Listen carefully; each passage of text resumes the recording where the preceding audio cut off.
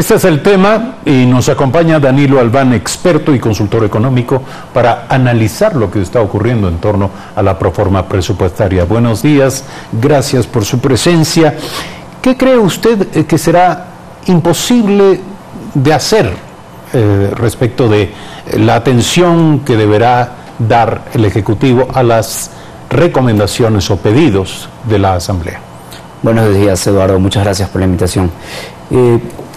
Creo yo que el principal problema que llama mucho la atención en los analistas económicos es la sobreestimación de los ingresos de la proforma. Está basada en dos supuestos que al día de hoy no tienen mucha coherencia, y el uno es principalmente el crecimiento del PIB. Se habla de que el crecimiento real del PIB puede llegar a ser un 1.4%, lo cual no guarda sentido con las cifras que se presentan al día de hoy. Tenemos un crecimiento de un 0.9% interanual. ¿Esto qué significa en millones, en miles de millones?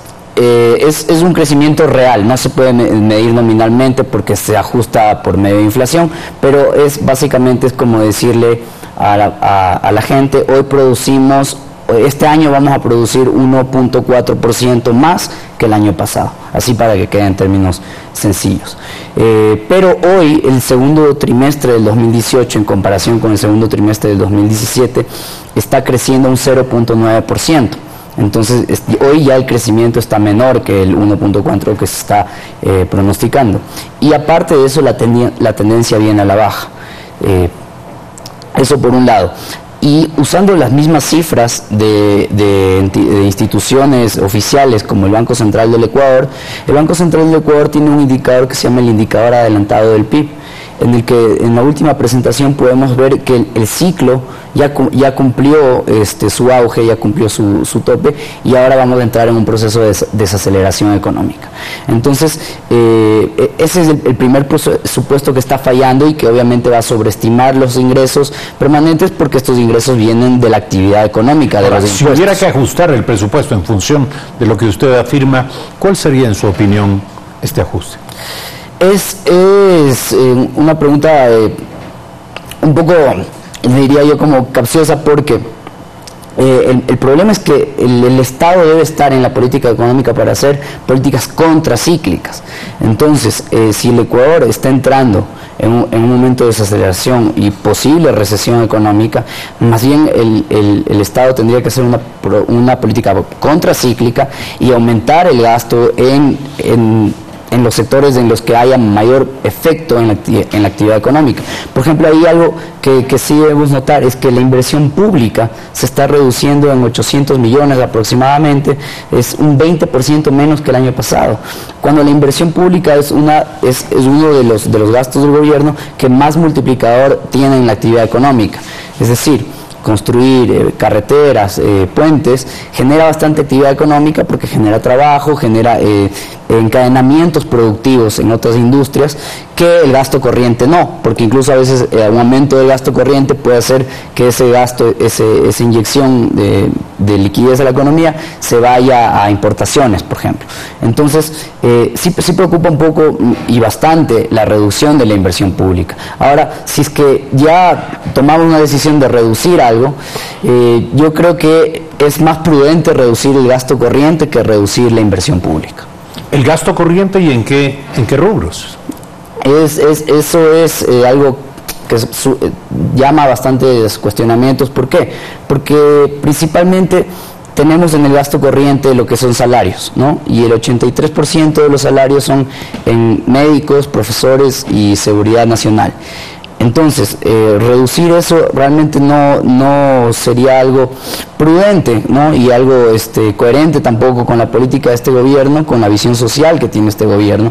Más bien, el Ecuador necesita cada vez más profesores, más médicos que puedan brindar esos servicios a la ciudadanía. Por eso le consulto, ¿hay de dónde recortar? Es muy complicado. Yo creo que lo que se puede reducir al menos es muy poco, y que más bien la política económica tiene que ir por otro lado, no tanto por el tema de reducir, sino por mejorar ingresos, ¿no? Pero no mejorar ingresos de manera en la que se cargue de impuestos a la sociedad. Ahora, usted dice que la proforma parte de la base de ingresos que no están confirmados. Sí, no están confirmados, pero más que eso es por la actividad económica que ellos manifiestan que va a haber, pero podría haber otras formas de recaudar sin necesariamente depender de la actividad económica, como por ejemplo, hay 340 partidas arancelarias en las que se podría subir los impuestos para recaudar más en aranceles, que no están... que no implicarían sanciones de la OMC, y este tipo de aranceles serían a bienes de consumo, por lo tanto no afectaría a la clase media y a la clase pobre del país, sino más a las clases altas, por ejemplo importación de perfumes, de juguetes, de ese tipo. Esa es una alternativa. Esa es una alternativa, efectivamente, recaudar más por vía arancelaria, porque también tenemos que recordar que tenemos un problema de balanza de pagos, que a mi modo de ver es el principal problema de la economía ecuatoriana, más que el problema fiscal. Yo creo que lo crónico y lo emergente es el problema monetario, la balanza de pagos. Nosotros, al tener una economía dolarizada, no tenemos un tipo de cambio flotante, que endógeno, porque sí tenemos un tipo de cambio flotante, pero de exógeno depende de lo que haga Estados Unidos, pero al tener un tipo de cambio flotante exógeno, nosotros no podemos controlar la salida de capitales. Entonces ahí hay un problema, y se está viendo reflejado porque tenemos una balanza de pagos negativo. También influye mucho en los pagos de capital y de intereses del gobierno, de deuda externa.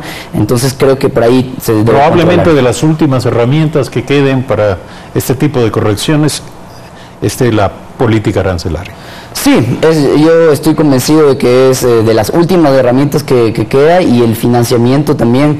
El gobierno tiene que ver de dónde consigue dinero. Tengo entendido que esta semana están visitando China para conseguir crédito, que es bueno. Yo siempre he dicho que no hay que satanizar China. Si es que el financiamiento tiene buenas tasas de interés y no hay condicionamientos de por medio, bienvenido sea, y esperemos que a las autoridades les vaya muy bien en este viaje y puedan conseguir el financiamiento que tanto necesita el Ecuador el día de hoy para sostener la dolarización. Y esperemos que los actores vinculados al debate político en torno a este tema asuman el debate de manera seria. Tomen todos los elementos en su mano, juzguen de manera desapasionada, no instrumentalicen estas temáticas en torno a otro tipo de visiones o intereses, porque este es un tema definitivamente del que deberíamos hablar todos los ecuatorianos con una visión, con la misma visión, compartiendo la misma idea de enfrentar la situación difícil de la economía ecuatoriana en este momento. Gracias por estar aquí esta mañana. Gracias. Nuestro invitado, Danilo Albán, experto y consultor económico, el tema la Proforma del 2019. 7 de la mañana, 36 minutos. Gracias, como siempre, por su sintonía. Mañana, 6:55 es la cita en Primera Impresión. Buenos días.